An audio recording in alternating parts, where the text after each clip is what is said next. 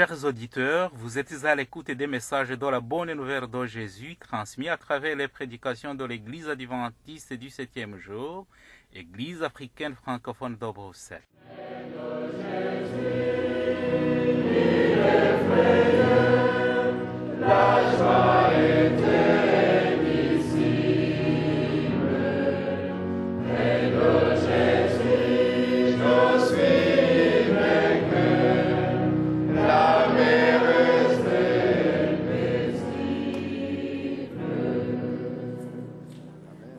C'est ainsi qu'a commencé la bonne nouvelle de Jésus-Christ, le Fils de Dieu.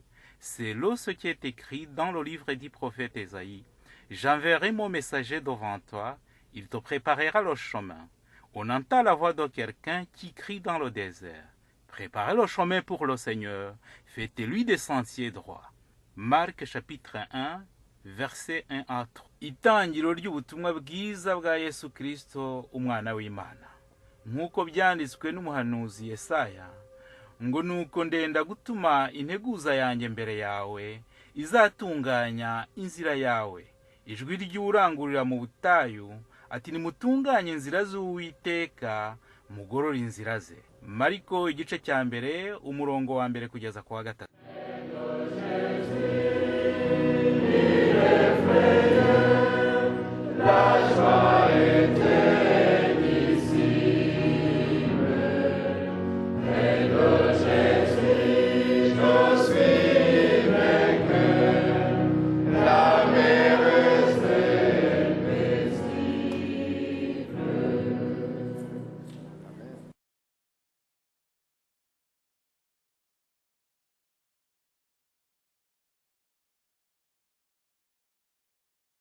Bavandimwe, babyeyi, bashiki banjye, bakuru banjye, mbese muraho. Chers amis, bonjour. Benshi duherukana umwaka ushize. La plupart, ça fait la dernière rencontre, c'était l'année passée. Mbifurije umwaka mushya muhire. Je vous souhaite un joyeux et meilleur vœu. Uyu munsi turi ku itariki ya 14 z'ukwezi kubanziriza umwaka. Nous sommes le 14 du premier mois de l'année. Ni ukuvuga yuko ubu ari isabato ya kabiri turi mu mwaka w'ibihumbi 2017. C'est le deuxième sabbat de l'année 2017. Ntabwo rero naba nibeshye nongeye kubifuriza umwaka muhire kuko ntabwo rirarenga. Ça ne saurait pas me tromper si je vous souhaite mes meilleurs vœux parce que c'est encore le moment. Umwaka ushize wabayemo ibintu byinshi. L'année passée, il s'est passé plusieurs choses.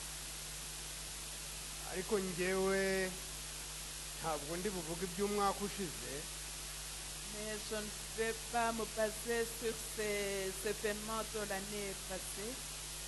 Ahubwo ndavuga iby'imyaka 50 ishize. Mais je vais parler de ce qui s'est passé il y a 50 ans. Hari mu mwaka w'igihumbi 1966. C'était en 1966. Hariya abageze ku kiyaga cya Kivu ni mu isoko rihari ry'abantu bavaga i Kongo bakaza kurirema aho ngaho iruhande rw'ikivu. Là, c'est au Rwanda, c'est tout près de la frontière du Congo où il y avait un grand marché. Ndizera ko baradisirasi hari bahazi isoko ryitwa ku Mugonero. Ceux qui connaissent l'endroit, c'est à Mugonero. Ndizera ko ndetse n'aba Janete baba bahazi, kimahari n'abandi benshi bahazi. Il y a ceux parmi nous qui connaissent bien l'endroit. Aho ngaho nari ndi umwana mutoya cyane hashize imyaka 50. J'étais encore un petit garçon il y a 50 ans. Kuko data yari umucuruzi akunda gucuruza imyaka. Mon père était commerçant, il vendait les céréales. yagwatirije inka aho ngaho ku mugabo witwa Barigira ndabyibuka nari mfite imyaka nk'icumi. Il avait hypothéqué ses vaches à quelqu'un.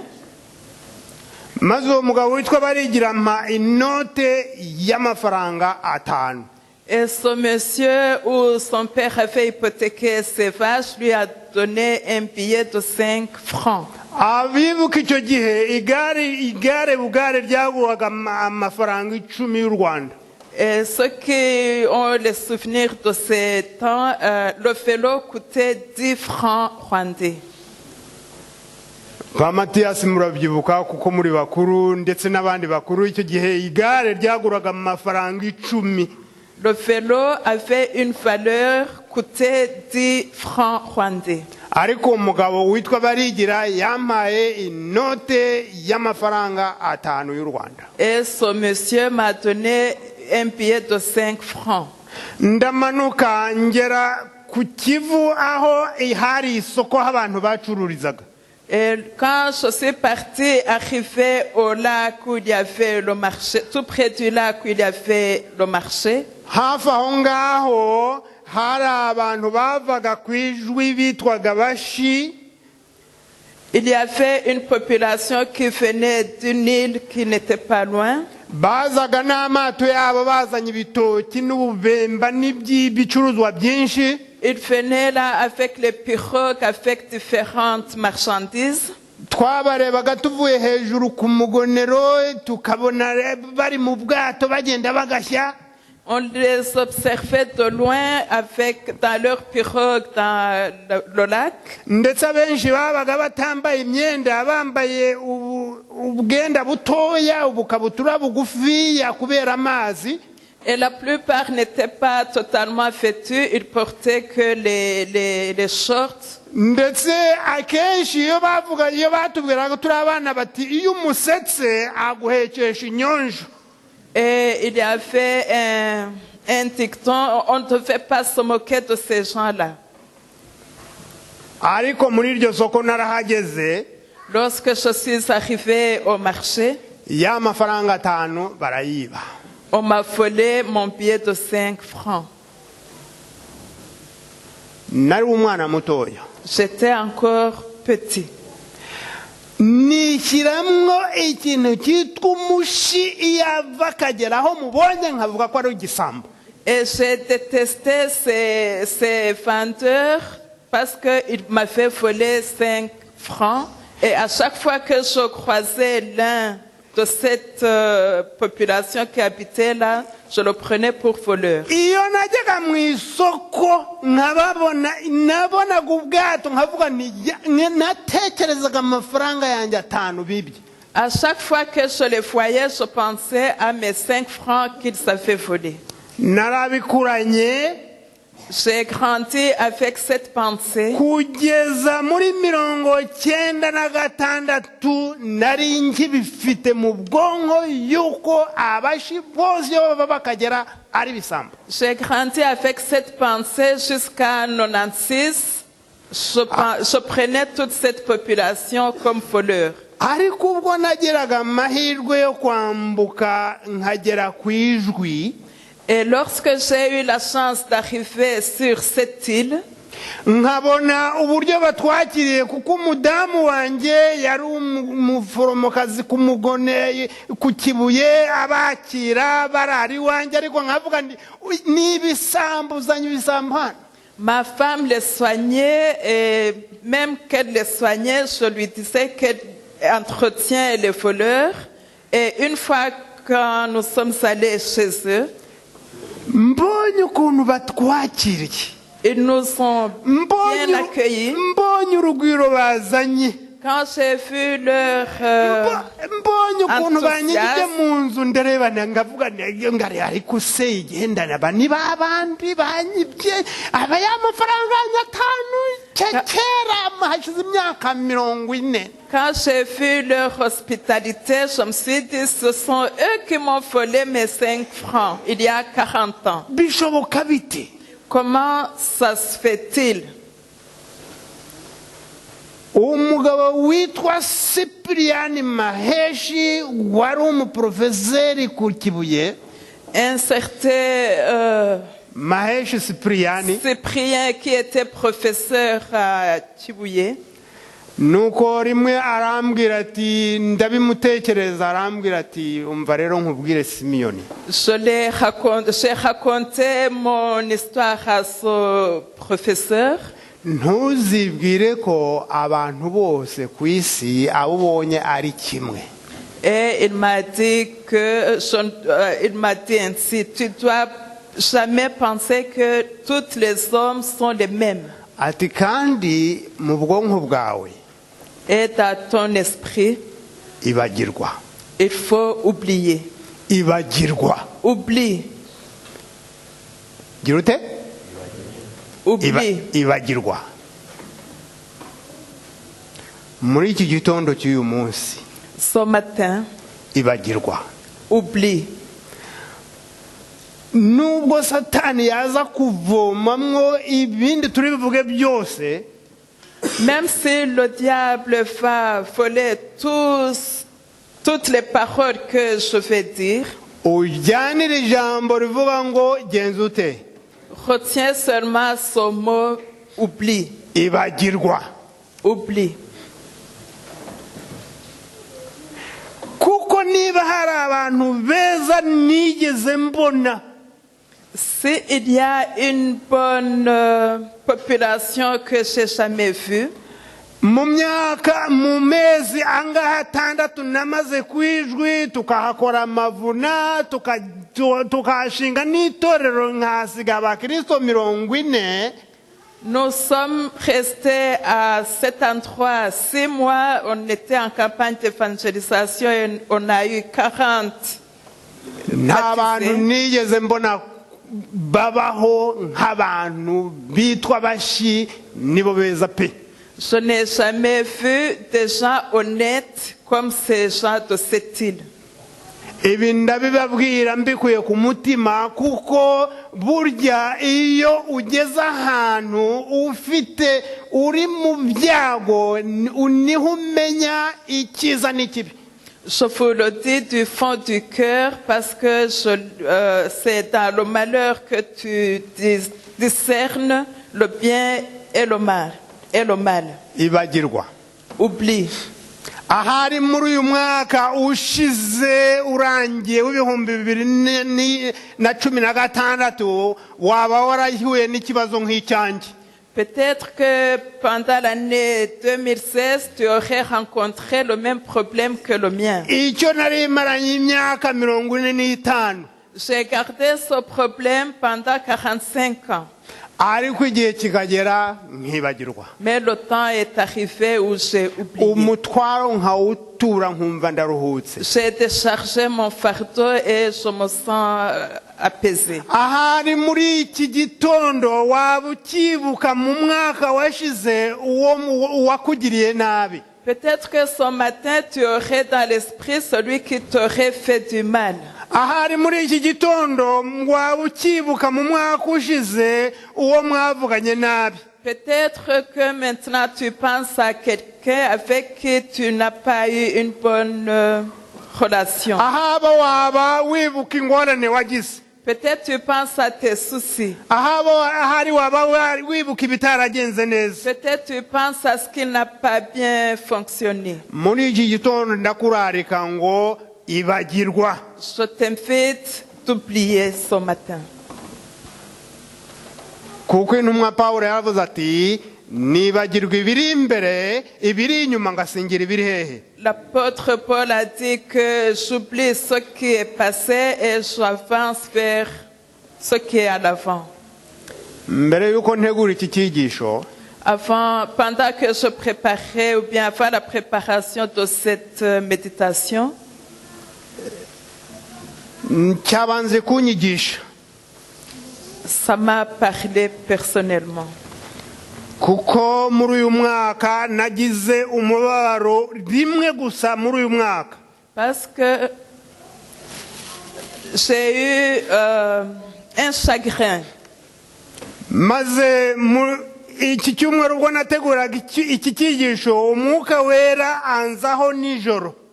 Et pendant que je préparais ce sermon, le Saint-Esprit m'a visité la nuit. Arambwira tugiye kwigisha ubwoko bw'Imana muri iki kuri iriya tariki, ariko nawe uracyafite igikomere ibagirwa. Il m'a dit, tu vas prêcher le peuple de Dieu, mais toi aussi tu es blessé, il faut oublier. Umwaka ushize mu kwezi kwa munani nakoresheje ubukwe, umukobwa wanjye ashyingirwa ku isabato.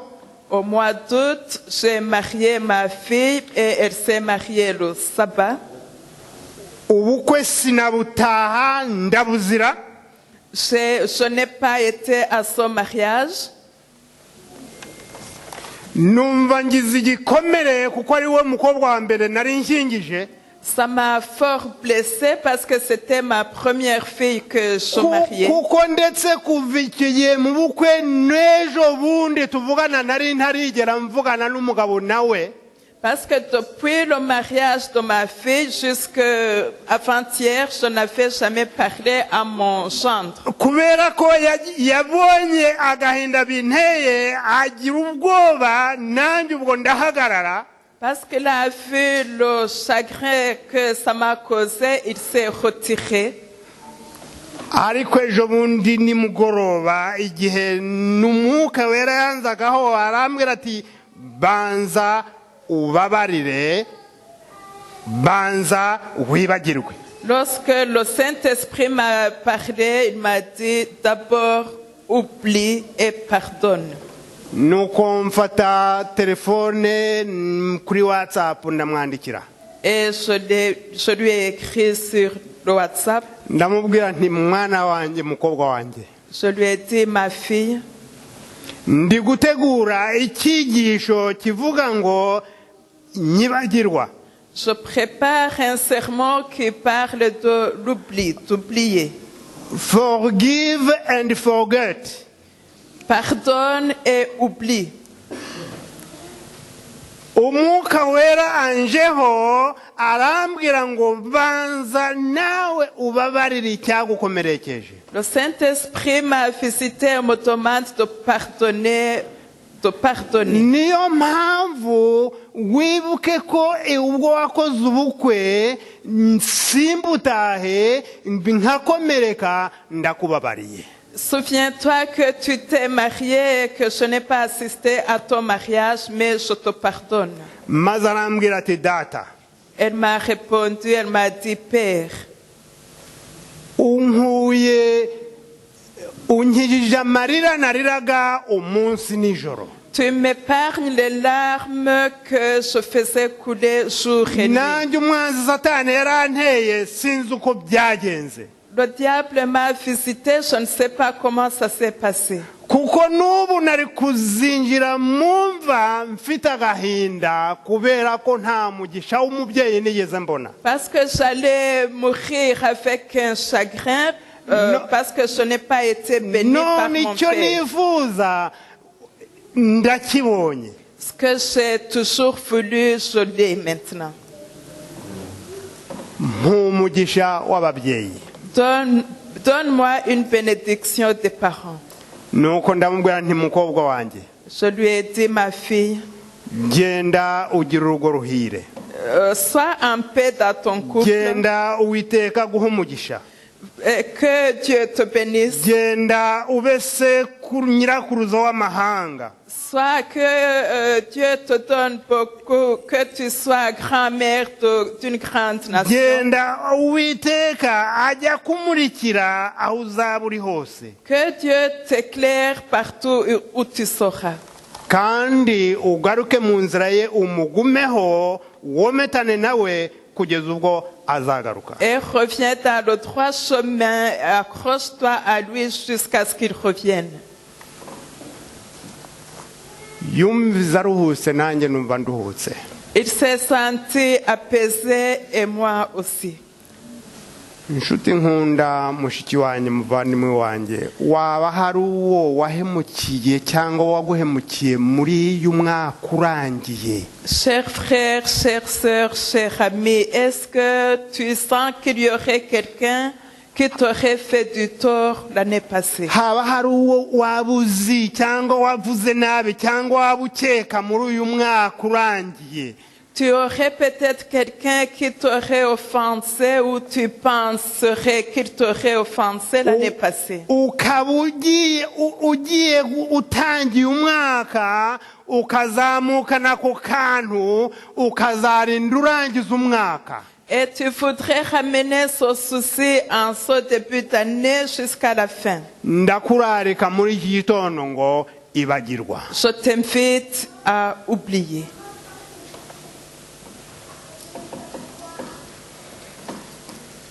turabasomye Nous sommes des lecteurs.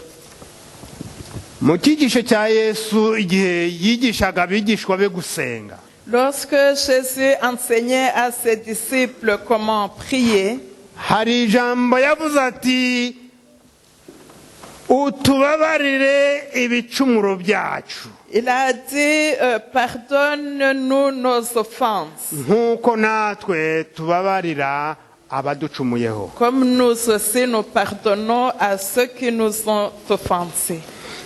nutababarira ngo wibagirwe, Si tu ne pardonnes pas et si tu n'oublies pas, ijuru rihebe. oublie aussi le ciel.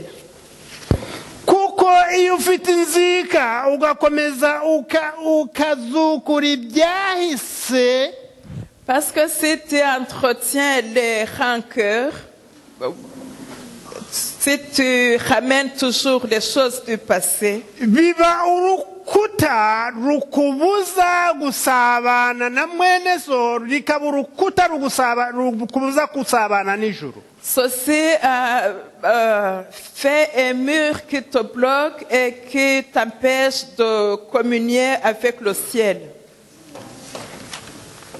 ahari yenda waba wibwira ko nubwo waba waragiriwe amakosa yenda uri mukuri, Peut-être tu peux te dire que tu étais victime alors que tu n'étais pas en tort, ahari yenda byaguha impamvu yo kutababarira.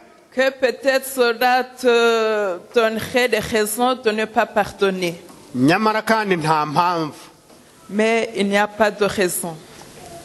kubera yuko umugabo umwe witwa Yakobo, Il y a un certain Jacob, igihe abana be bari mu rwuri, lorsque ses enfants étaient dans les champs, umugabo umwe waho bari batuye yaraje afata bashiki afata umukobwa wa Yakobo, il y a un monsieur qui est venu agresser sa fille. maze kuko Dina yari ahagurutse aragenda ngo ajya gusura abo muri uwo mudugudu, Parce que sa fille Dina était allée visiter les gens de cette ville. kandi byari bibujijwe kwivanga n'abanyamahanga b'icyo gihe. Et à ce moment-là, c'était interdit de côtoyer les étrangers.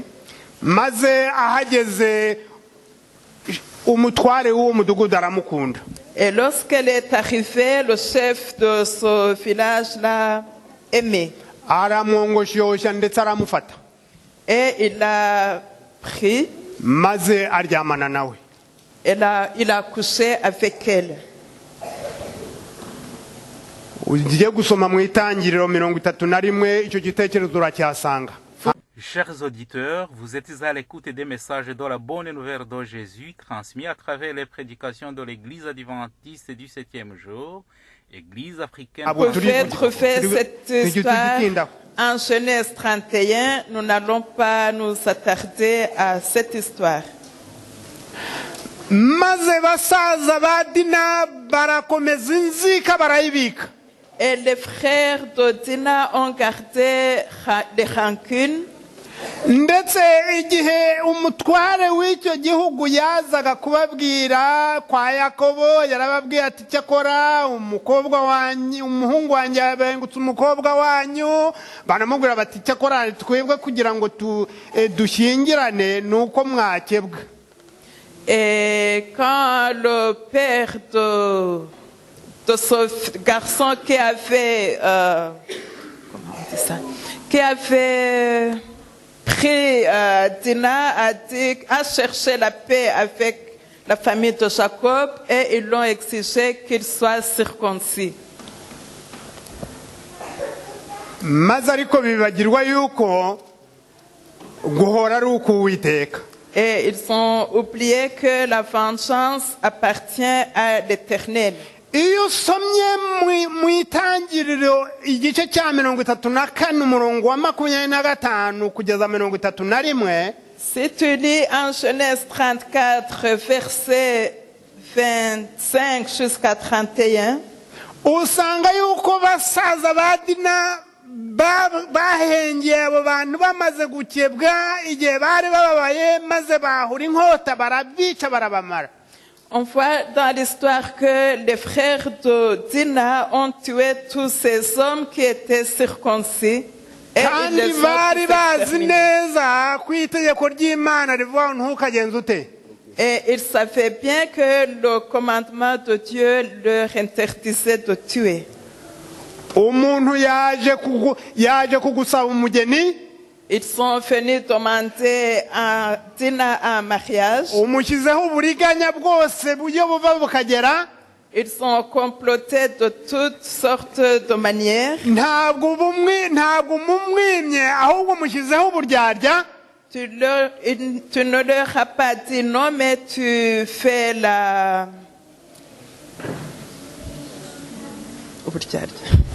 Ni marinyite. Tu fais avec une ruse, tu essaies de les manipuler. Kandi wibuke Yakobo bwa buryarya yari afite kera irabani kwa Harani. Et Harani kwa Labani. pensez à ce que Jacob a fait chez Laban. Buraje bukurikiranye n'abana be. Et cette ruse ou cette malhonnêteté suit ses enfants. Maze bahuka muri abo bagabo barabica bose barabanyaga. Et ils ont tué tous ces hommes.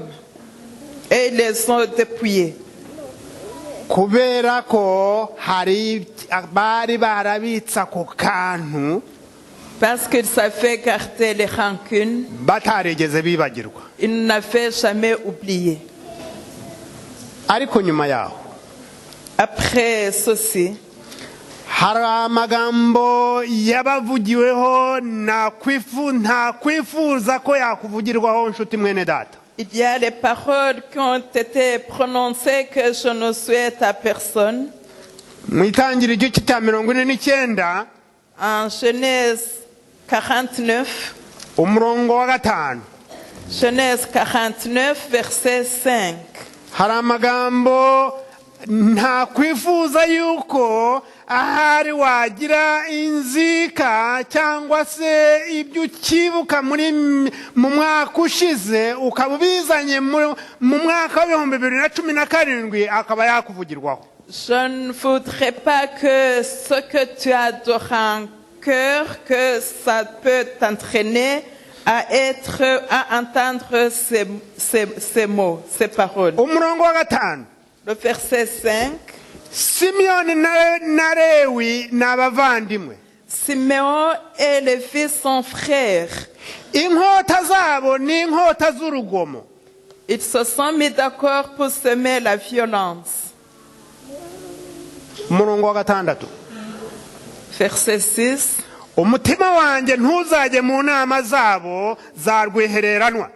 Non, je ne veux pas m'associer à leur complot. Umutima wanjye ntuzajye mu nama zabo za yari. Je mets un point d'honneur à ne pas approuver leur délibération. bwiza bwanjye ntugafatanye n'iteraniro ryabo. Ne t'associe jamais à ces réunions, à leurs réunions. Kuko bicishije abantu uburakari bagatema ibitsi by'inka kugira ngo bimare agahinda. Ils ont tué des hommes poussés par leurs caprices. Ils ont mutilé des taureaux. Mbese waba ufite souvenir cyangwa se icyo wibuka mu mwaka w'ibihumbi 2016 kuri mugenzi wawe, kuri buri kintu ngo ugisigeyo uyu mwanya wibagirwe? Est-ce que tu aurais le souvenir de ce qui s'est passé l'année passée sur l'un de tes prochains pour que tu puisses oublier? Muri Mariko igice cya 12 umurongo wa 31 En Marc chapitre 12 verset 31, haravuga ngo ukunde mugenzi wawe nk'uko ugenza ute. le verset nous dit aime ton prochain comme toi-même. Ukunde mugenzi wawe nk'uko ugenza ute. Aime ton prochain comme toi-même.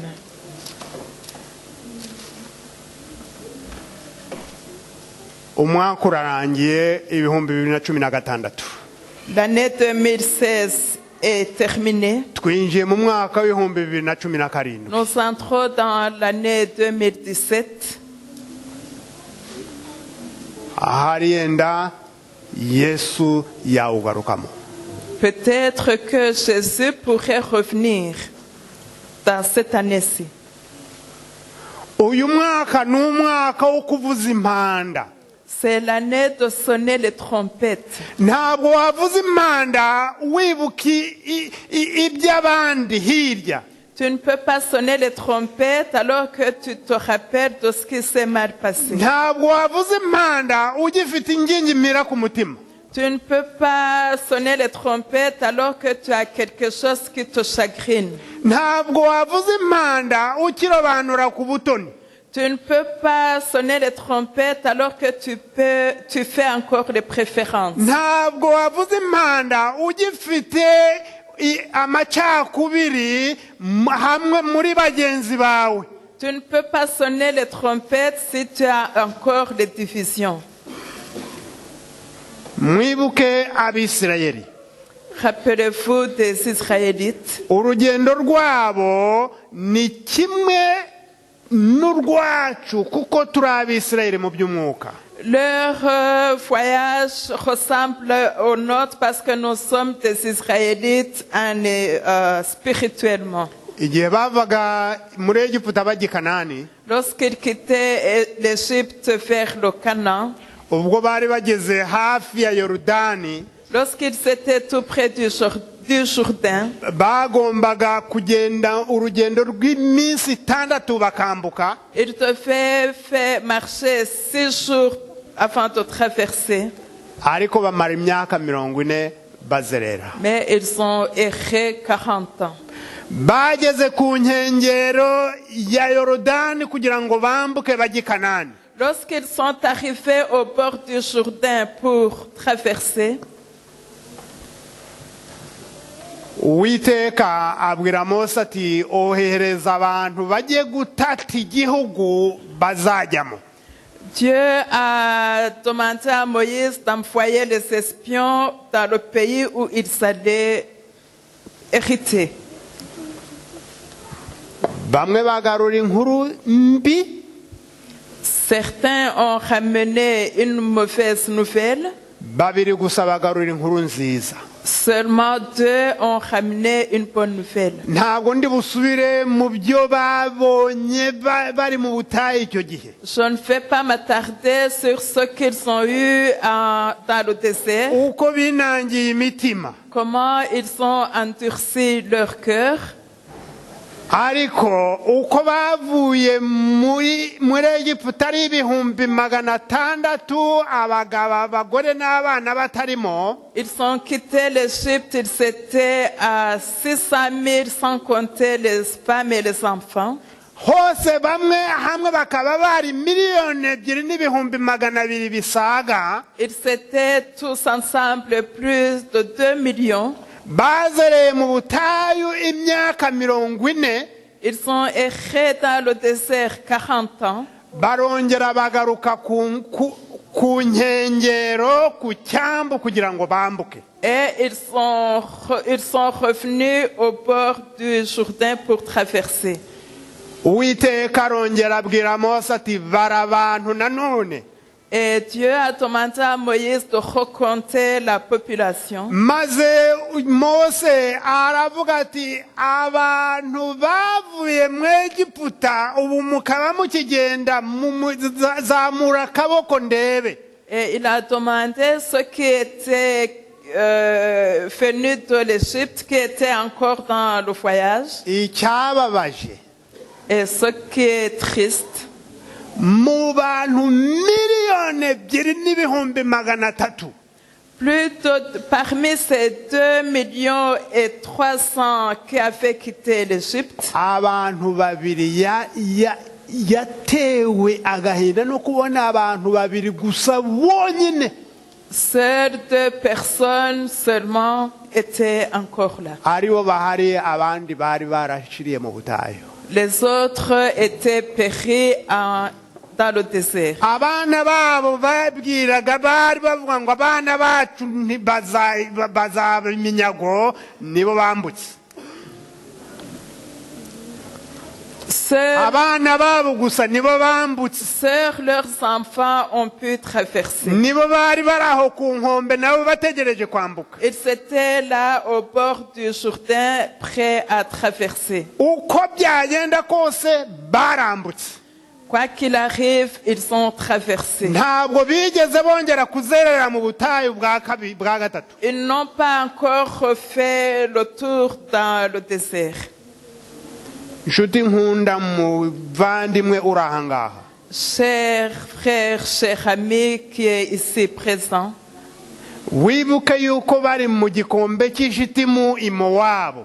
souviens-toi que lorsqu'ils étaient dans la vallée de Shittim, ibyaha bakoze bizamutse birusha ibindi byari ku ruhembe ni ibyaha by'ubusambanyi.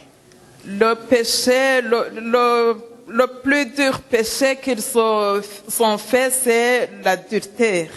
Ibyaha by'ubusambanyi. Le péché d'adultère. Ibyaha by'ubutinganyi. Le péché d'homosexualité. Umwuka w'ubuhanuzi avuga ngo abana ba Isirayeli mu by'umwuka bajya kwambuka.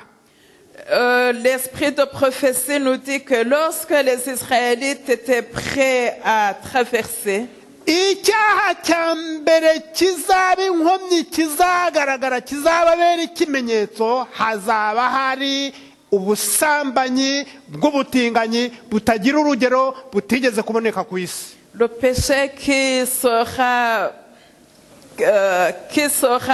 déterminant, le péché qui sera trop remarquable sera le péché d'homosexualité, de la prostitution. Kandi ati no mu bana b'Imana bazaba ari bo ahubwo bari ku ruhembe bamwe. Et parmi les enfants de Dieu, il y aura ce péché aussi. Burya iby'Imana Bibiliya ureba ntabwo igibeshya ntabwo ijya ica hirya no hino. La Bible ne ment pas et il va tout droit, clairement. Itorero ry'Abadivantisiti ryavuye muri mwaka w'igihumbi 844 ryavutse nk'uko Abisirayeli bavuye mu Egiputa. En 1844, l'Église adventiste est née dans les mêmes conditions que les Israélites quittaient l'Égypte. Nk'uko Farawo Imana yamukuye Abisirayeli mu maboko ikabajyana. Comme Dieu a délivré les Israélites des mains de Pharaon, mu bintu by'ibitangaza. d'une façon miraculeuse, ni ku itorero ry'abadivantisite mu mwaka w'igihumbi magana inani mirongo ine na kane ryavutse. c'est ainsi que l'église adventiste est née en 1844.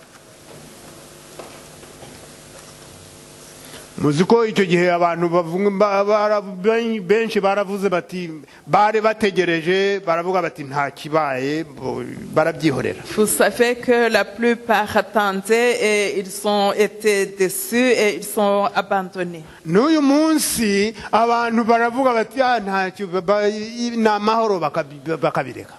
Aujourd'hui aussi, la plupart disent c'est la paix et ils abandonnent la foi. ariko itorero icyo gihe L'église de ce temps ryari ryarahawe ubutumwa avait reçu le message ko mu mwaka w'igihumbi magana inani mirongo inani n'umunani ryagombaga kuba rirangije inshingano ku isi rikomererwa mu ijuru. qu'en 1888, elle aurait fini la mission et que l'église allait être transférée au ciel. abasoma igitabo cyo mu byadutse cy'ububyutse ndetse abasoma igitabo cy'ibyaduka muri ibi bihe ku ipaje 201 ku ipaje 67. Ceux qui lisent les événements des derniers jours à la page 221 et paje 201 na paje 67. 201 et la page 607. umuhanuzi Ellen White yeretswe yuko ngo icyo gihe itorero ryanze umucyo ryahawe ryagombye kuba ryarimutse. Et celui qui a écrit dit que l'Église a refusé la lumière qui lui a été donnée. icyo gihe Autrement, elle uwitwa serait Jonas aussi. na Wagoneri, umugabo witwa Jonas na Wagoneri, umucyo bazanye icyo gihe ku nama yabereye Minneapolis, niho bagombaga gufata ibyemezo bihesha itorero gushyirwaho ikimenyetso. La lumière qu'a apporté Jonas et Wagner allait être déterminant et l'Église allait être marquée du sceau de Dieu. icyo gihe itorero ryahawe igihano cy'imyaka 100. Et à ce moment-là, l'Église a eu la punition de 100 ans. umwuka wera umwuka w'ubuhanuzi avuga ko icyo gihe itorero ryahawe igihano cy'imyaka 100 kubera ubutumwa ryanze. Et ils ont eu cette punition à cause de ce qu'ils ont refusé la nouvelle ou bien le message. mu mwaka w'igihumbi magana 998 ababyibuka neza, Et en 1998, pour ceux qui se souviennent de ça, imyaka 100 ishize après 100 ans, nibwo habaye icyo mwebwe mutibuka hari abandi murenza amaso, umusaruro wa Pante. il y a eu la récolte de Pentecôte. murawibuka? Est-ce que vous vous rappelez de ça? bande bibuka umusaruro wa Pentecote, kibuka umusaruro wa Pentecote mu mwaka w'igihumbi magana 998. Qui se souvient de cette récolte en 1998? habaye ibwiriza bihambaye ku byogajuru umusaruro wa Pentecote, ndetse bituma bamwe bibwira ko mu mwaka w'ibihumbi 2000 Yesu agaruka, bituma bamwe bareka ibyabo baramutegereza. Il y a eu une grande évangélisation mondiale et ça a fait penser à certains que Jésus allait revenir en l'an 2000. ibi mbivuze kubereka ko turi ku mperuka y'igihe, turi ku nsarosaro ya Yorodani tugiye kwambuka. Je dis ça pour vous faire comprendre que nous sommes au bord du Jourdain, nous sommes prêts à traverser. ntabwo tuzigera dusubira, ntabwo itorero rizigera ryongera gusubira mu butayu, kuko abisirayeli ntabwo bigeze basubira mu butayu bwa gatatu. Uko byagenda kose barambutse. Nous n'allons pas retourner dans le désert comme les Israélites, parce que il n'y a pas eu le retour dans le désert pour la 3e fois. None nicyo gihe. Aujourd'hui, c'est le moment. Ahari yenda Yesu ashobora no kugaruka ukireba n'amaso yawe. Peut-être même que Jésus peut revenir pendant que tu es encore en vie. Waba ukiriho. Peut-être que tu seras, waba warasinziriye. même si tu ne seras plus là. Icyo nkwifuriza no kuzamureba amaso ku maso. Je te souhaite de voir face à face Jésus-Christ. Icyo nifuza nanjye no kumureba amaso ku maso. Et je souhaite que moi aussi je puisse le voir face à Niyo face. mpamvu muri iki gitondo C'est pour ça que en ce matin, ndarikira buri wese j'invite chacun, kugira ngo niba hari akantu zikagutandukanya na Kristo, si tu aurais quelque chose qui peut t'empêcher ou bien de couper ta relation avec Christ, ukibagirwe, oublie-la. ahubwo witegure gusanganira umwami. Mais prépare-toi à rencontrer Uko le Sauveur. bidatinze araje kandi ari bugufi. Parce qu'il revient bientôt et il est proche. Bidatinze ari ku bicu. Il est sur les nuées.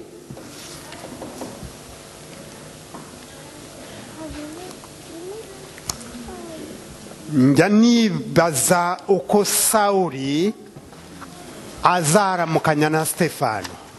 Je me pose la question de comment Saul va embrasser ou saluer Étienne. Sawuli witwaga Paulo witwaga Sawuli. Paul qui s'appelait Saul. Maze igihe bari gutera Stefano amabuye, Lorsqu'il lapidait Étienne, akaba ari we wogeza nimukubite na hano nimukubite na ririya buye hariya hirya. et celui qui animait ou bien qui entraînait ces Ntabwo gens qui- Chers auditeurs, vous êtes à l'écoute des messages de la bonne nouvelle de Jésus transmis à travers les prédications de l'Église adventiste du 7e jour, Église africaine francophone de Bruxelles. Uye mwongere muzane hano muhonde naho. Il leur disait de bien frapper. Njya nibaza umunezero bazahoberana na Etienne. Je me représente avec quelle joie il va embrasser Étienne. Njya nibaza uko bazahoberana. J'essaie de m'imaginer cette scène. Kuko Paulo yibagiwe ibiri inyuma asingira ibiri hehe. Parce que Paul a oublié ce qui était derrière, il s'est attaché à ce qui est ntabwo devant. yigeze atekereza ibibi yakoze kugira ngo bitamubuza ijuru. Parce que Paul n'a pas pensé aux mauvaises choses qu'il avait fait pour que ça l'empêche d'atteindre le ciel. Kuko yari azi ko byose amaraso Kristo yabitwikiriye. Parce qu'il savait que le sang de Christ a tout couvert. Bidatinze ku rurembo rw'ijuru tugiye kuzamubona ahoberana na Stefano. Bientôt, nous allons voir Paul en train d'embrasser Étienne. Kuko ntabwo azaba ari Paulo wa wundi ufite inzika, nk'uko na Stefano atigeze agira inzika, ahubwo yaravuze ati ubababarire kuko batazi icyo bagenza bate. Parce que Paul n'a pas gardé rancune, et Étienne non plus, parce qu'Étienne a dit pardonne-leur parce qu'ils ne savent pas ce qu'ils font. Nk'uko Imana yafashe Abisirayeli ikabazereza mu butayu kugira ngo ibakuremo urunyegiputa. Comme Dieu a amené les Israélites dans le désert pour les faire oublier tout ce qu'ils avaient vécu en Égypte. Maze abana babo nabikabazereza kugira ngo urunyegiputa rubashiremo n'ibigirwamana basengaga. Et il a fait tourner leurs descendants leurs descendants aussi pour qu'ils puissent oublier tous ces faux dieux. natwe uyu munsi wa none C'est de cette façon qu'aujourd'hui, turanyura mu kayungiro, nous sommes en train d'être fanés ou bien tamisés. turanyura mu ruganda. Nous traversons, nous sommes dans l'usine. Ndakurareka ngo wibagirwe, Je t'invite à oublier. ahari uve mu rututsi, Et quitte ces histoires des ethnies. ahari uve mu ruhutuhutu, Oublie ces ethnies. ahari uve mu ruwaroni cyangwa urufurama, Oublie les Flamands ou les Wallons. ahari uvemo buri kintu cyose uzi gishobora kugutandukanya na Kristo, Détourne-toi de tout ce qui pourrait te séparer de Christ. kuko bidatinze Kristo agiye kugaruka. Parce que bientôt Jésus va revenir. Nsaba Imana muri iki gitondo Et je demande à Dieu ce matin kugira ngo iguhe umutima pour qu'il puisse te donner un cœur, wo kwibagirwa ibiri inyuma, d'oublier tout ce qui est passé usingire ibiri imbere, et d'avancer, de saisir ce qui est devant. maze uvugane nanjye ariya magambo ari mu Bakolosayi. Et prononce avec moi ces paroles qui sont en Colossiens. Abakolosayi isomo umwana wacu yadusomeye nkunda cyane. Ils sont le verset que Abigail nous a lu, que j'aime bien. Abakolosayi igice cya gatatu, Colossiens chapitre 3, umurongo wa mbere. le premier verset. Aho ngaho niho Pawulo yahuguraga abantu ababwira. C'est là où Paul a entretenu les gens où il les parlait. Nuko rero niba mwarazuranywe na Kristo, niba mwarazuranywe na Kristo, Mais vous êtes aussi ressuscités avec le Christ. mujye mushaka ibiri hejuru aho Kristo ari, Recherchez donc les réalités d'en haut, là où se trouve le Christ, yicaye iburyo bw'Imana. qui siège à la droite de Dieu. Mujye muhoza umutima ku biri hejuru atari ku biri munsi. De toute votre pensée, tendez vers les réalités d'en haut et non vers celles qui appartiennent à la terre. Kuko mwapfuye kandi ubugingo bwanyu bukaba bwarahishanywe na Kristo mu Mana. Car vous êtes morts et votre vie est cachée avec le Christ en Dieu. Kandi ubwo Kristo ari we bugingo bwacu azerekanwa, namwe muzahera ko mwerekanwe nawe mu bwiza. Le jour où le Christ apparaîtra, lui qui est votre vie, alors vous paraîtrez vous aussi avec lui en partageant sa gloire. Noneho rero mwica ingeso zanyu z'iby'isi, Faites donc mourir tout ce qui dans votre vie gusambana no gukora ibiteye isoni, appartient à la terre, c'est-à-dire l'inconduite, l'impureté, no kurigira no kurarikira, les passions incontrôlées, les désirs mauvais et la soif de posséder, n'imyifurize yose ariyo gusenga ibigirwamana. qui est une idolâtrie. Ibyo nibyo bizanira umujinya w'Imana abatumvira. Ce sont de tels comportements qui attirent la colère de Dieu Kandi namwe mwabigenderagamo kera. sur ceux qui refusent de lui obéir, et vous-même aussi vous commettiez ces péchés autrefois. Ariko none mwiyambure ibi byose, Mais à présent, débarrassez-vous de tout cela. umujinya n'uburakari n'igomwa no gutukana, kandi ntihakagira amagambo ateye isoni aturuka mu kanwa kanyu. Colère, irritation, méchanceté, ainsi tout propos grossier qui sortirait de votre bouche. Ntimukabeshyane ubwo mwiyambuye umubiri wa kera n'imirimo ye. Ne vous mentez pas les uns aux autres, car vous vous êtes dépouillés de l'homme que vous étiez autrefois avec tous ses agissements. Mukambara umushya uhindurirwa mushya kugira ngo ugire ubwenge kandi ase n'ishusho ye yamuremye. Et vous vous êtes revêtus de l'homme nouveau. Celui-ci se renouvelle pour être l'image de son Créateur aho ntihaba hakiri umugiriki, umuyuda, uwakebye cyangwa utakebwe, cyangwa umunyeshyanga, rigawa cyangwa umusikuti, cyangwa imbata cyangwa umudendezo, ahubwo Kristo ni byose kandi muri bose. Dans cette nouvelle humanité, il n'y a plus de différence entre juifs et non-juifs, entre circoncis et incirconcis, étrangers, barbares, esclaves, hommes libres. Il n'y a plus que le Christ, lui qui est tout et en tous. Nuko nk'uko bikwiriye intore z'Imana zera kandi zikundwa, mwambara umutima w'imbabazi n'ineza no kwicisha bugufi n'ubugwaneza no kwihangana, mwihanganirana kandi mubabarirana ibyaha, kuko umuntu agize uko umuntu agize icyapfa n'undi, nk'uko umwami wacu yabababariye aba ariko namwe mubabarirana. Ainsi, puisque Dieu vous a choisi pour lui appartenir et qu'il vous aime, revêtez-vous d'ardente bonté, de bienveillance, d'humilité, de douceur, de patience. Supportez-vous les uns les autres, et si l'un de vous a quelque chose à reprocher à un autre, pardonnez-vous mutuellement. Le Seigneur vous a pardonné, vous aussi, pardonnez-vous de la même manière. Ariko ibigeretse kuri ibyo byose mwambara urukundo, kuko ari rwo murunga wo gutungana rwose. Mureka amahoro ya Kristo atwarire mu mitima yanyu, ayo mwahamagariwe kuba umubiri umwe, kandi mugire imitima ishima.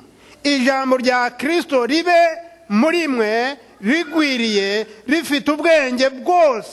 Mwigishanye, muhugurane muri zaburi n'indirimbo n'ibihimbano by'umwuka, muririmbira Imana ishimwe mu mitima yanyu. Kandi icyo muzavuga cyose n'ibyo muzakora byose mujye mubikora mu izina ry'umwami Yesu, mushima Imana Data wa twese kubwo. Et par-dessus tout cela, revêtez-vous de l'amour qui est le lien par excellence. Que la paix instaurée par le Christ gouverne vos décisions. Car c'est à cette paix que Dieu vous a appelés pour former un seul corps. Soyez reconnaissants. Que la parole du Christ réside au milieu de vous dans toute sa richesse. Qu'elle vous inspire une pleine sagesse pour vous instruire et vous avertir les uns des autres, ou pour chanter à Dieu de tout votre cœur des psaumes, des hymnes et des cantiques inspirés par l'Esprit, afin d'exprimer votre reconnaissance à Dieu. Dans tout ce que vous pouvez dire ou faire, agissez au nom du Seigneur Jésus en remerciant Dieu le Père par lui. Igihe ibi bizajya mu bikorwa, lorsque nous mettrons tout ceci en pratique, nibwo amatsinda yo gusenga abategereje Kristo azashoboka. C'est ainsi que nous pourrons faire des groupes de maisons, qui attendent le retour de Jésus. Nibwo amakorari azagira umwanya wo kwiyiriza no gusenga atari ukuririmba gusa. C'est seulement à ce moment-là que les choristes auront les moments de jeûne, pas seulement pour chanter. Nibwo impaka zizashira muri korari umucyo. C'est ainsi que les disputes finiront dans la chorale. Nibwo impaka zizashira muri korari Ravidité. C'est ainsi qu'il n'y aura plus de disputes dans la voix de la dernière trompette. Nibwo impaka zizashira muri New Melody. Il n'y aura plus de disputes dans la New Melody. Nibwo impaka zizashira mu bakuru b'amatorero. Il n'y aura plus de disputes parmi les anciens. Nibwo impaka zizashira mu bakristo bwabo. Il n'y aura plus de disputes dans les membres. Nibwo impaka zizashira mu rubyiruko. Il n'y aura plus de disputes dans les jeunes, parmi les jeunes. Bazaba bambaye umubiri wa Kristo. Parce qu'ils revêtiront le corps de Christ. Uwiteka abashisha ya magambo kuba mu mitima yacu. Que Dieu nous aide pour implanter ces paroles dans nos cœurs.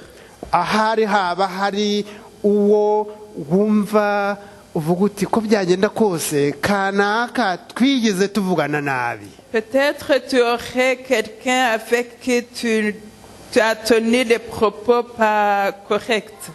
ndakurarika nshuti muvandimwe ngo uyu munsi wa none ugende umusange. Je t'invite, cher frère, cher ami, d'aller aujourd'hui rencontrer cette personne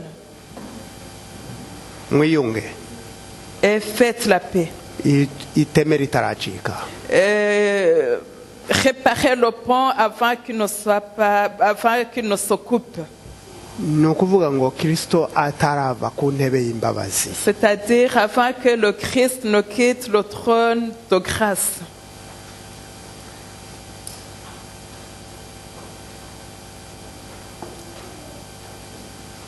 uyu ni umwanya satani yanga. C'est le moment que le diable déteste. umwanya abana b'Imana bahaguruka bakishyira mu maboko ya Kristo.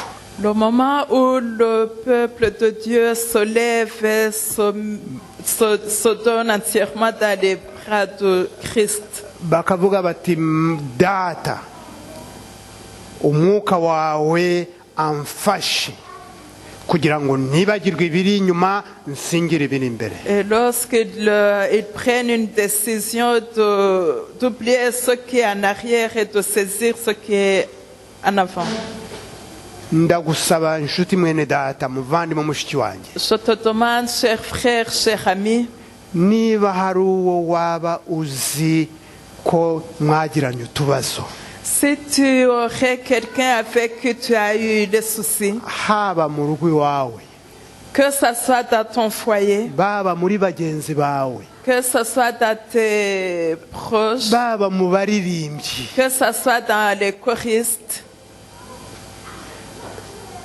uhaguruka uvuga uti mana Yesu nka Dawidi uti ibagirwa.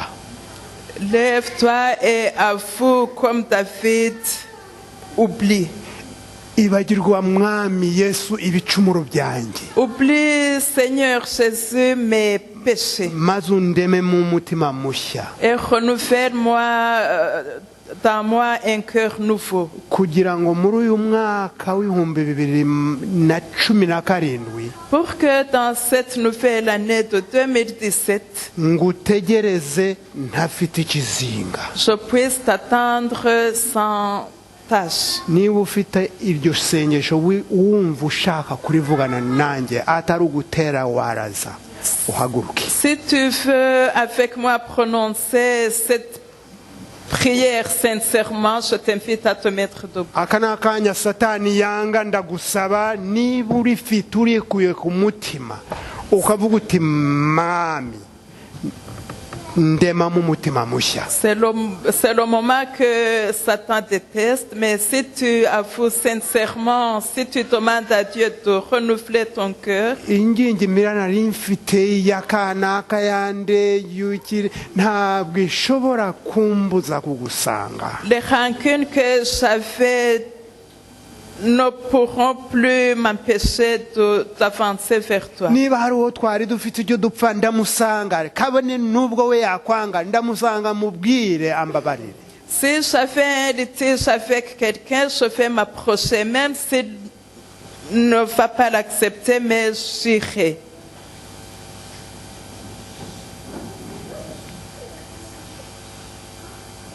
fata umunota umwe Prends une minute de temps wishyire mu maboko y'Imana muri uyu mwaka w'ibihumbi 2017. et mets-toi entre les mains de Dieu pour que cette année de 2017, kugira ngo umwaka wa Pentecote n'imvura y'itumba. pour qu'elle soit une année de la Pentecôte et une année de la pluie de l'arrière-saison. kuko turi ku rugabano rw'Isiyoni kandi nta yindi ntituzongera kuzerera bwa gatatu uko byagenda kose tugomba kwambuka. Parce que nous sommes au bord de Sion et quoi qu'il arrive, nous devons traverser.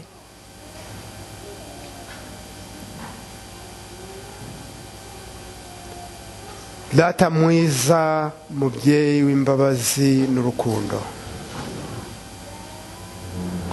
Notre Dieu, Père de grâce et d'amour, Dawidi yari umunyabyaha, David était pécheur, ariko wavuze ko afite umutima nk'uwawe.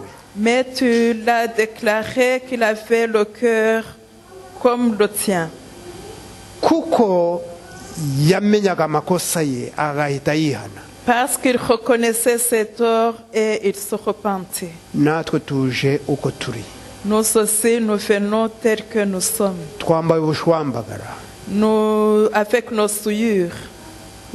ntacyo turi cyo. Nous ne sommes rien. Utwuhagire, Lave-nous. wibagirwe kamere yacu ya kera. Oublie notre caractère ancien. Mwami ndakwinginze ngo utwibagirwe. Seigneur, je t'invite, je te demande d'oublier. Wibagirwe ibya kera maze wibuke ahubwo iki cyemezo dufashe cyo kugukorera mu mwaka wa 2017. Oublie tout ce qui s'est passé après et retiens cette décision, cet engagement que nous prenons de travailler pour toi en 2017. Aba bana bawe abahungu n'abakobwa bahagaze babihamisha guhagarara imbere y'ibirenge byawe. Nous témoignons ceci en nous mettant debout devant toi. Nukuri wumve gusaba kwabo. Seigneur, écoute leurs prières. Ni wowe babwiye. C'est à toi qu'ils s'adressent. Nta wundi babwiye kuko twebwe abana b'abantu buri wese avuze ibye nta n'uwatunyweraho amazi. C'est à toi que nous nous adressons parce que personne d'autre ne peut nous comprendre. Wowe munyamabanga ukomeye. Toi seul, le gardien de secret. Urondora imitima ya buri muntu. Toi qui sondes le cœur de chacun. Uturondore udushyiremo umutima mushya. Sonde-nous et renouvelle nos cœurs. Kugira ngo ubwo tugeze ku nkengero tugiye kwambuka tujya i Kanani yo mu ijuru, Parce que utwambura imitwaro yose. comme nous arrivons au bord vers le Canaan céleste, décharge-nous de tous nos fardeaux. Maze utwambika gukiranuka kwawe. Et refais-nous ta sagesse et ton honnêteté. Utuvure indwara cyane cyane z'imitima. Soigne nos différentes maladies de nos cœurs. Uhira abashyitsi baje muri iri teraniro. Bénis les visiteurs qui sont dans cette assemblée. Nukuri iyi nkuru yo kugaruka kwawe bwa kabiri ntabwo gitinze mwami. Twaba twarasinziriye, twaba tukiri bazima, twifuza kuzakubona. Ton retour est proche. Que nous soyons encore en vie ou que nous serions morts, nous aimerions te rencontrer. Ibyo byiringiro bihore ku mitima yacu hamwe n'abakunzi b'umusaraba mu mpande enye z'isi. Entretiens en nous cette espérance avec tous ceux qui espèrent en toi dans le monde entier. Ku bwa Yesu Kristo umucunguzi wacu. Au nom de Jésus, notre Sauveur. Amen. Amen.